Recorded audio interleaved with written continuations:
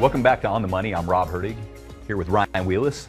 Ryan, what are we talking about this segment? Man, today is a doozy. Is you know, it impacts everybody. Yeah. And there's so many decisions that have to be made around it. There's so much marketing going on right now. All these dinner workshops and that sort of thing, you know, to come check out this stuff. And what it is, folks, is it's Social Security. Well, you have this called the Big Secret. So what do the Big Secret and Social Security have in common here? I don't get it. You know, the big secret is that there used to be all of these filing strategies. Yeah, file and suspend. You file and suspend. And what happened, folks, is advisors like me, all right, who are very good at what they do and understand all the rules around Social Security, or as much as you can, right? Sometimes they change too, by the way. We were gaming the system on the behalf of our clients. Yeah. And Social Security started going, wait a minute, these guys have figured this out. If we do these file and suspend and file these restricted applications, they can get more out of Social Security. Right. And all of a sudden the administration goes, we're already in trouble. Yeah. All right, this thing's already kind of in trouble on its own. We can't allow this to happen. They called it a loophole. They created it, but they called it a loophole. It was a loophole. They created it. And so what they did is they came up with something called the deeming rule. All right. So once you file for a Social Security benefit and you get a check, you were deemed to have that check for the rest of your life. That's it. You can't change it. Yeah. So while you slept, October 28th of 2015, right? They voted for something called the Bipartisan Budget Act, and they did it under the cover of night because they couldn't face you. And it was everybody, so don't point fingers at the other party. They all voted for it. It was a bipartisan bill that passed. That's right. Sure. And they eliminated every one of your filing strategies. So what they don't tell you when you get one of these mailers in the mail saying, come learn about Social Security, there's nothing to learn anymore. No, there's really not. It's all about what? It's all about people trying to sell you something. So when you actually file, it's about timing now. Well, yeah. Because there are no strategies left. There really aren't. I mean, so, you know, Rob, what we do, and there's still some things to consider, for sure. So one of the things we do at Allied Wealth, when we build a financial plan, is we test it for long-term probability of success. And so, for instance, I have people come in and say, well, Ryan, the system's going to go bankrupt. And maybe it will. Who knows? Yeah. All right? I don't personally believe it will, but maybe it will, okay? There certainly could be means testing. There could be a 25% cut in benefits. There are things like that that could happen. I don't think it goes completely away. Right. All right? But to that end, what people do is say, okay, I got to get it at 62, right? Got to get it, all right? Or I want to take it at 67, or I want to take it at 70. And they look at that and they base it on how long they'll live, their life expectancy, and they want to get as much out of theirs. Or what somebody at work told them, right? Or the guy at the water cooler, Right. Bubba, the neighbor, or whatever. You know, folks, listen, you have a right to get every dollar out of your Social Security benefits because they're already rightfully yours. But there are so many more moving parts than that. For instance, we test plans at Allied Wealth for long-term probability of success. So if your long-term probability of success of your plan for taking Social Security at 62 is, say, 80%, okay, and at 67, it's 85%. And if you take Social Security at age 70, it jumps up to 90%. Yeah. We're going to take Social Security. Right. All right. I'm going to take it at 90% probability of success because that's the highest success rate for my overall plan when I factor in the other savings, investments, pensions, 403Bs, 401Ks, whatever else I have. Yeah. The information age has been great for a lot of reasons, but it's also, I think it's hurt people a little bit. And I think the do-it-yourselfers, we've had this bull market for 12, 14 years, right? We had a little pullback in 2020, but we ended the year on a positive note, actually up for the year. And these do-it-yourselfers have been given all this confidence, and they believe in what they're doing. And with filing for Social Security, with planning for Social Security, it's not easy to recover anymore. It's a sheer ledge, and if you fall off, right, how do you get back up onto the path? You don't. I mean, you don't. So if somebody's doing this on their own and they want to file, learn how to file Social Security benefits on their own, they could go to AARP.com and run a calculator. You can go read the thousands of pages on the Social Security website, which will put you to sleep very fast, folks. Right. but there's so many variables, and I think these do-it-yourselfers don't understand. There's WIP provisions, like if you had a pension, right? There's so many little factors that can... Social Security offsets. Right. Yeah. Life expectancy, right? For Are sure. we being honest about life expectancy? Because that's one thing that really will impact when the perfect time to file is, right? For sure. So how does somebody know? Rob, you got to come talk to somebody like me who helps walk through the traps. And granted, folks, the traps, the contingencies are lower today. There's less of them today than there were in the past. But here's something to think about. If you take Social Security at 70, both spouses at 70, so they're a married couple, they're both same age, at 70, they're married and the wife's benefit is half the husband's. Yeah. Okay. So let's assume the benefit's $70,000. All right. The wife gets $20,000. The husband gets $50,000 of Social Security income, or $25,000. What happens is when the husband dies, statistically he'll predecease the wife. The spouse gets the larger Social Security check. Right. So bigger one of the the ways two. to set up your surviving spouse for a longer period of time with a guaranteed source of income in retirement that's inflation adjusted, by the way, is for her to get the most out of that check as you can. Right. But you've got to test those strategies.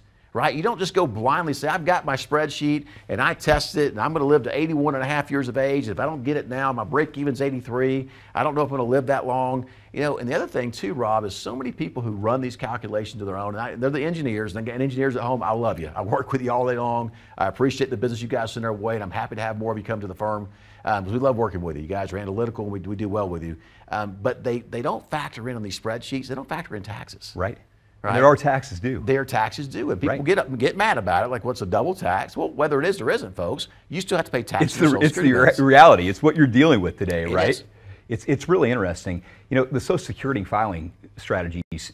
You and I ran a scenario prior to doing the show, and we did a scenario where we showed what the benefit was filing as early as you can, what it was filing at FRA, which is full retirement age, and then what it was deferring as long as you can to age 70. And there was a $460,000 difference on the scenario that we ran. That's not small potatoes. That's real money, right? It's real money, you know. And folks that, you know, we deal with a lot of higher end, wealthier folks at Allied Wealth. Yeah. And so to that end, they're not as worried about Social Security benefits. And to them, we sometimes say, hey, take it as early as you can get it and get as much as you can because of the tax implications. Right? So, yeah, absolutely. But to that end, on average, for the average married couple today, Social Security combined benefits over a life expectancy can be as much as 1.5 to 1.8 million bucks. Yeah. I don't care how much money you have or don't have. If you had $1.5 million to $1.8 million account, you're going to treat that thing with love and care. Right. You know what's interesting about the topic of Social Security? When you talk about Social Security, people think it's for people with no money, that have saved nothing for retirement. And when you and I were talking about this right now, really the only people that benefit from a Social Security analysis are people with assets. And it's all about preserving those assets and maximizing them. So if you're hearing a conversation about Social Security, you think it's for, you know, the people that haven't saved, are going to rely almost solely on Social Security for income and retirement. That's not who we're speaking to here. Not right? at all, not at all. And folks, and listen, I'm sorry to tell you, if you're on disability, I can't help you, right? Your disability check's your disability check. I wish you all the best, but I can't help you increase that. But if you are someone who is thinking about retirement and looking at how Social Security impacts you over the long term, it is something we can absolutely help you determine. But remember, when related to long-term probability of success, if you take it to 62, how does it impact us 20 and 30 years in the future? Right. If you take it at 67, how does it impact us 20 or 30 years in the future? If you take it at 70, how does it impact the surviving spouse? Right. Right, 20, 30, even 40 years in the future. Right. Okay. And so to that end, folks, the way we do that is a Social Security Max Report. So to get a Social Security Max Report, we're going to take a deep dive into your Social Security benefits and help you figure out the best time based on probability of success to take your Social Security benefits. And to get that is so easy. All you got to do is pick up the phone and call us right now. Our phone lines are open. The number is 844-944-7555. Again, 844-944-7555. Call now to get your Social Security Max Report. Hey, Ryan, who benefits from that? What's an ideal caller look like? Who would benefit An ideal most from this? caller is going to have anywhere from $1.5 million to $2 million in their 401k. They're going to have investable assets outside of that of anywhere from $200,000 to $300,000, and they are looking to live the best life they can in retirement with the resources they have to work with. Awesome. I know you guys are all about doing the right thing and doing goodwill in the community, but who wouldn't benefit from this? I mean, somebody who's not going to benefit from this is somebody with very low assets and all they really have is Social Security income, right? Awesome. Or somebody who's on disability. Fantastic. We'll be right back after the break. We've got more good stuff to talk about. Stick with us. When was the last time you saw your financial professional? Are you getting the most out of the strategy that was created for you? Although you've done a great job finding someone to help plan for your future, are you 100% sure that you were given the right strategy? We can help answer these questions and more with a complimentary second opinion evaluation. We will take a look at what you have in place and then help determine if you're well positioned to get the most out of your future retirement income.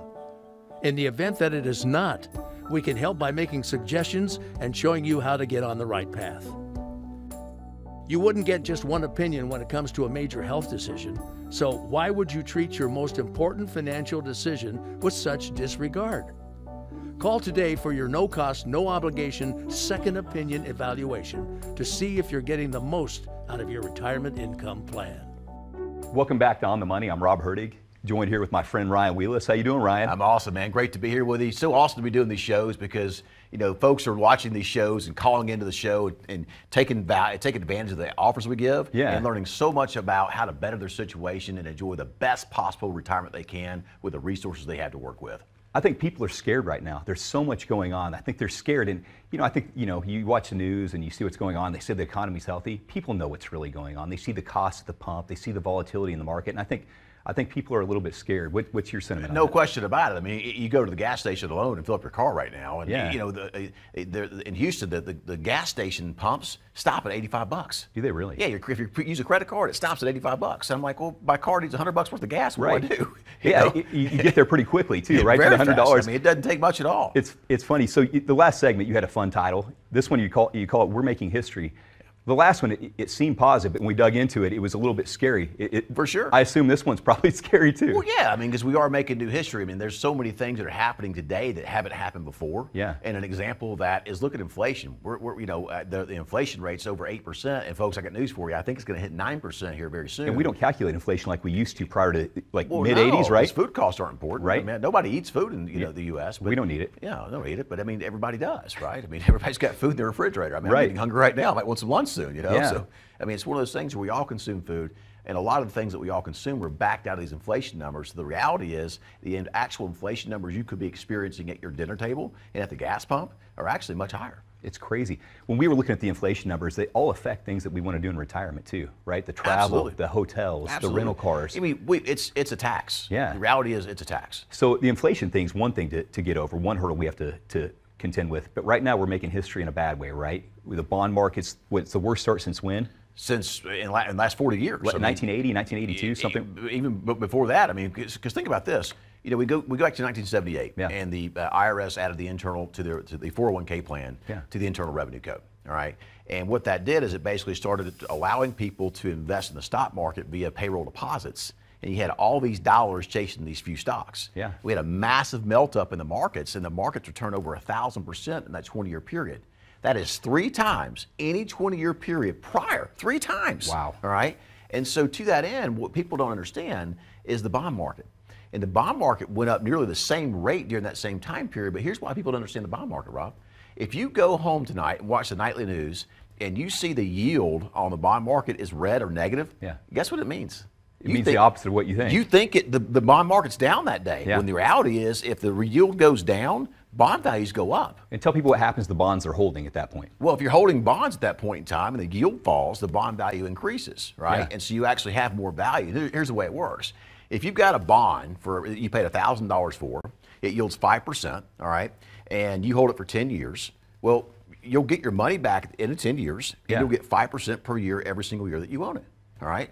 So the way this works when rates go up, go down, when rates go down, is if rates go down to 4% or 3%, the value of your bond goes up. Yeah, because it has a higher rate associated with the new ones being issued, right? And the same thing happens if rates go up, the value of your bond goes down, because if I can get a rate on a bond right now paying 7%, you got one at 5%, I'm not giving you $1,000. So now you have to hold it for the full term, right? Absolutely, you got to hold it for the full term. But it's even more difficult because the equities market, right? The stock market's the worst start since the Great Depression. Is that right? It's been a pretty tumultuous start to the year. Down to I think our lowest drawdown point thus far this year, I think we got more to come, by the way, is about 23%. So tell people what the problem with this is. Usually there's an inverse relationship between bonds and the equities market, right? So when one's down, you can always run to the other one for safety. What we're experiencing right now is scary, right? Well, it's really scary because what you have is compression on both sides.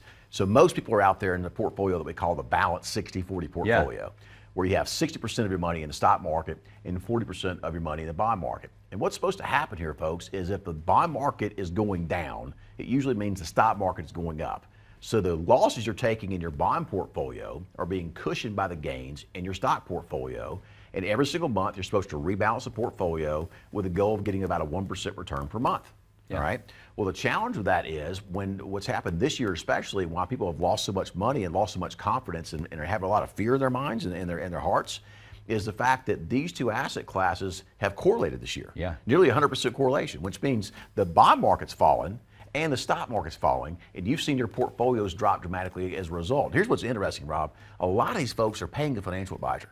Well, if you're paying a financial advisor at home, folks, does it make sense that you're paying this financial advisor to move things around for you when the markets get choppy, yet you're down as much or more than the stock market is currently. So you could probably tell if you have one of these advisors that is just, doesn't really put a plan together, because he's probably telling you what right now? Just stay put, right? Oh, but you'll be fine. Just hold on. It'll come back. You gotta ride this thing out. Everybody's down. Everything's down. Hang in there. What if you don't have time, or what if you're recently retired? Because it's not if you lose money, it's when you lose money that matters, right? Well, it's a difficult thing to do. I've got people right now that were ready to retire in 2020. They got hit in 2020. Yeah. And then they waited 2 years. They just got hit again. Yeah. And they're on this vicious cycle of, man, I don't know what to do here. There's two things I notice. There's everybody is sitting at home is saying they're not talking to me, but explain the prevalence of this strategy, the 60-40 strategy. All these retail shops on every corner across the country use a similar strategy, correct? Well, yeah. I mean, that's kind of the mantra, folks, is that you're going to go to a retail shop. They're going to be at a strip center, a bank, a commercial building, something like that, and they are salesmen. They're not financial advisors. They're people that sell products. And what they do is put you in this 60-40 portfolio because it's worked so well for so long. And back going from 1978 to the year 2000, for instance, when the market was up so much. And the reality is the world has changed. So much has changed in such a short period of time. For instance, if you look at 1980, the amount of debt the country had was very, very small. Now we're $30 trillion in debt. We had COVID hit. We had all the stimulus come into the marketplace, all these dollars chasing goods and services. And what's happened is we've had inflation go awry. Yeah. So the Fed's fighting inflation, raising rates. That knocks down all the tech companies, which are a large part of the stock market. Right. And it is complete dog-bowl chaos. And a lot of people don't know what to do. But here's the thing I tell them, Rob. Yeah. If you didn't know how much risk your portfolio was taking or how much you would lose in a major market crash in your current portfolio, you should have known that before you went into the portfolio in the first place. So we talked about people not knowing. You and I heard a story about another financial advisor, nobody that we do business with, nobody we know, but we heard about the client. And that client had a risk score of what, 24? 24 risk score. And they lost 70% of their portfolio at age 79 because their financial advisor wasn't plugged in, didn't have a real plan, and they weren't together on what they both thought risk was and what type of risk they were taking on. So what can somebody do to prevent this from happening to themselves? Because it's important. We need to do this. The most important thing is a portfolio x-ray, folks. And through a portfolio x-ray, what you can do is take a deep dive in your current holdings and know exactly how those holdings would behave in a 2001, 2002 scenario, 08, 09 scenario, 2020 scenario, this year, and you should know those things before you go in. But more importantly, if you're somebody who's down, you're watching the show right now, pick up the phone and call your advisor and ask them if they have an asset recovery plan. They're going to tell you no. So what you need to do next is pick up the phone and call us. 844-944-7555. Again, 844-944-7555. We have an asset recovery plan. We will get you back on the right path, all as part of our portfolio x-ray. As a good saver, you've been putting away money during your working years. Studies find that the biggest fear of retirees is running out of money. Market volatility isn't just the downward movement of stock prices, it's the size and frequency of change. The more dramatic the ups and downs, the higher the volatility. This can put savers who are newly retired or a few years away from being retired at greater risk. Today's generation of retirees is not receiving traditional pensions as our parents or grandparents did. Instead, we have retirement accounts such as 401ks or 403bs. These accounts typically expose your money to market risk. The last thing you want right before retirement is to lose a portion of the money you need for income. But how do you turn these accounts into a retirement income? Is it safe to keep all your retirement money sitting in the stock market? The last thing you want is to lose a portion of the money you need for income due to market loss. By working with a financial professional, you can learn how to turn a portion of your savings into an income stream for life and income for the life of your spouse if you're married. We all have moments in our lives when we wish we had taken action sooner. Don't let procrastination reign on your retirement parade. Act now before it's too late. Please call our office to set up your no-cost, no-obligation retirement income review today. Welcome back to On the Money. I'm Rob Hertig. I'm here with my good friend Ryan Wheelis. Ryan, we're talking about legacy planning today, right? We are, man. It's a complex thing about legacy planning, right? Because people have a desire to leave money to their kids. Sometimes they do, sometimes they don't. Yeah. And we have a saying in Allied Wealth, Rob. How long does it take your kids to go through your money once they inherit it on average? What's that? 10 months. 10 months. Really? You know why it takes 10 months? Why is that? It takes them 9 months to get your will through probate. You know, and folks, the thing about it is you will never ever see a U-Haul behind a hearse at a funeral. Right. Why? Was it? You What can't is take it? it with you, Right. right? You can't. So, you know, I'm making light of this stuff, folks, because we are talking about death, and death's a sad thing. But nonetheless, you absolutely have to have a good estate plan and a good legacy plan, and make sure what happens to your assets goes where you want them to go, in the manner that you want them to go. More importantly, folks, make sure your family remains intact after you die. Right. 'Cause I can't tell you the number of times people think they got slighted. Oh, I was supposed to get grandma's china, and you were supposed to get grandma's ring, and I was supposed to get this, and they didn't get these things, and they all hate each other. Yeah. Now Christmas is awkward. Birthdays are awkward. Right. Your family doesn't. Or they don't even talk anymore, They don't even right? talk anymore. You And I know- know you didn't want that for your family, and a good, properly executed estate plan can help mitigate all that risk. You know, I think sometimes people hear the word legacy planning or estate planning, and they think trusts and wills, right? But it's more than that, right? It's having a game plan, making sure that your intentions get fulfilled. And that could mean leaving your name on the university where you went to school, Sure. or making sure your kids and grandkids get to live a life that you didn't get to live yourself, right? Absolutely. But what do you have to have before any of this can happen? Well, before any of that can happen, you've got to have a written comprehensive financial plan. Yeah. A written comprehensive financial plan that provides you income in retirement, an investment plan, all right, that helps mitigate downside risk and maximize upside return and fight inflation, all right. You got to have a tax plan, because the more you give to Uncle Sam now, the less you have to give to your heirs later. So you got to have a tax plan. But you can only do that proactively. You No can't do question. that in arrears. No question. And Rob, to that end, you got to have a health care plan. Right. Right? Because what if I get old and I need long-term care?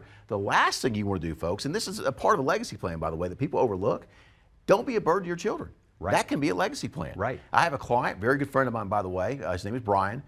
Brian has 2 brothers and a sister. They don't make near as much money as Brian, and Brian was paying $8,000 a month for 3 years for his mom's care. $8,000 a month. And he was delaying funding his own retirement to do that. That's insane. It's insane. It absolutely is You insane. do a little planning on the front side, you can have a lot of these things addressed, right? No question about it, but it takes time to plan on the front side, and so many people are, you know, they're in the mindset, I'm just going to throw some money at the wall, and my retirement number's a bazillion, and I'm just going to hope something good happens, folks. That's not a plan. A proper plan is executed, it's documented, you know what's going to have built into it, it has contingencies in place for changes and that sort of thing, and folks, for all reasons, the most important part is I don't know of anybody who dies and wants to see their family torn apart because things weren't left behind in a good order, Right. from the afterlife, if you will. And that can happen for people that have a plan, but they don't do what? They don't update it, right? Well, so that's a really good thing, Rob. One of the things we capitalize on often in Allied Wealth is when people come in, they want to show us their money. Yeah. Right? I'm not interested in your money. I'm interested in who you are as a person, because I want to find out if I can help you, if I can work with you, and you can work with me as well. But one of the things I want to do first is I want to look at your beneficiaries, especially if you come to us for an estate plan evaluation, which we're going to offer, by the way, at the end of the show. So many times we do an estate plan evaluation, and people have taken time to build a trust. Yeah. They've gone to see the estate planning attorney. They have the trust in place. But what they don't do is they don't update the beneficiary designations on their accounts. That's their IRAs, if you're leaving an IRA to a trust, your transfer on death accounts, your bank accounts, CDs, other investments you may have. They don't take time to update those beneficiaries. And so they think that because they have a trust, that takes care of it. But I got news for you, folks. The trust document does not take care of it. If you leave your estate to where your assets are not flowing into the trust via beneficiary designation, the trust is trumped by what's on the beneficiary designation form. So you can make a bad situation where you're grieving and sad a much worse situation. Like if your ex-wife got your money and your current wife Rob, was left with nothing, and it happens. I've heard these stories. I am working with a lady right now who husband and wife married, had a kid, they divorced, husband remarried, second wife and husband were married for 30 years. He did really well for a major oil company, but he left the first wife as his beneficiary on the 401k. Oh my gosh. All right, they did trust planning, estate planning, and the whole 9 yards. He never updated that beneficiary. He died, okay? The first wife got the 401k and happily kept the money because the relationship was contentious.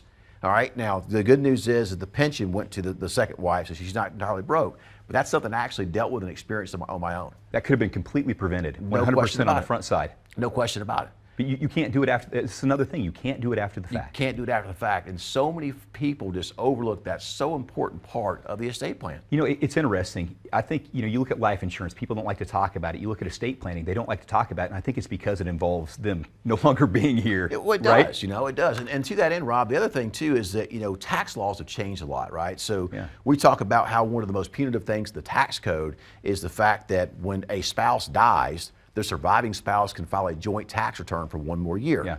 But after that year, they must start filing as a single filer, which creates a much, much higher tax rate on their current income and can lower their standard of living. So if that couple would have taken time to do Roth IRA conversions and had a Roth IRA conversion plan, all right, along the way, they could have helped mitigate that risk of the spouse having surviving spouse having a lower standard of living because they're paying more taxes. Lower income, higher tax rates. That's exactly right. And then to that end, the other thing to think about too is, you know, if you've got a couple $1 million, $3, $4, $5 million, there's a correlation with people who have a lot more money to sending their kids to school. Yeah. Okay. So if mom and dad have a $3, $4, $5 million IRA, and they dump that on their son or daughter's plate, who they sent to school, now they're both working at Exxon, making $300,000 or $400,000 a year. Well, the son and daughter have to liquidate those IRA accounts over a 10-year period under the new Secure Act. Yeah. All right. So if you've got $4 million in a 401k or IRA, all right, 10% a year is added on your kid's income. So if he's making $250,000 a year, he's having to pull out $400,000 a year out of that IRA and pay tax on it. You just blew up his current income situation, and you're paying more money to the government, all right, when he could have done some Roth planning along the way, which is a big part of legacy planning. Right. And so many advisors look over a good Roth conversion strategy down the way for the surviving spouse's taxes going up and the taxes they could create for their kids. There's never been a better time. Taxes have been on sale for 40 years. And with this current tax plan, take advantage of it. And we talk about taxes and legislative risk. Talk about the legislative risk on the estate, right? It's probably the most advantageous time in history to be proactive about planning for the estate, Rob, right? We talk about all the time how would you play a board game with your kids if you held all the cards and could change the rules? Right. No, and they can change the rules on you anytime they want to. And you can't do anything What's the about exclusion right now? $22 million. And what was it just 10 years ago? It's been as little as $1 million, and as little as $600,000 and as little as $1 million. Think about that. And I got news for you, folks. Uncle Sam is broke. He's $30 trillion in debt, and they're going to be grabbing things like crazy. And I believe very strongly the death tax, as we call it, will come back into play and could very well create a situation where a lot more of your hard-earned dollars does not where you want it to go. It goes to where Uncle Sam wants it to go, in their pocket. They're bad business people, by the way. So what do we do about it, folks? Well, what we do about it is we have an estate plan evaluation to offer for the folks who are watching the show. And to get it, it's 844-944-7555, the number to call. Again, 844-944-7555. One more time, 844-944-7555. Pick up the phone right now and call us. Our phone lines are open right now. And to that end, what we're going to do is look at your estate plan and make sure, most importantly, your beneficiary designations in your accounts match your estate plan. Yeah. We're going to build a Roth conversion strategy for you to make sure we disinherit Uncle Sam from your IRAs as much as possible. It's all part of our estate plan evaluation.